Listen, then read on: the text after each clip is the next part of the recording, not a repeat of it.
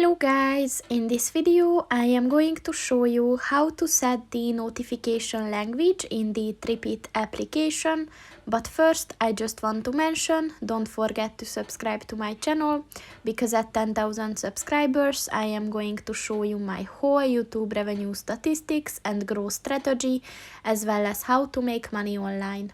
Let's jump into it. First of all, open the application on your phone.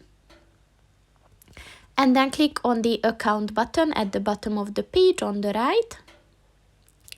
And then scroll down and click on the settings button. And at the notifications section, click on the notifications language button. And as you can see, these are the languages that you can choose from. So just click on the one that you want to use and then click on the save button. And the notification language is set. So that's pretty much it for this video, guys. See you in the next one. Goodbye.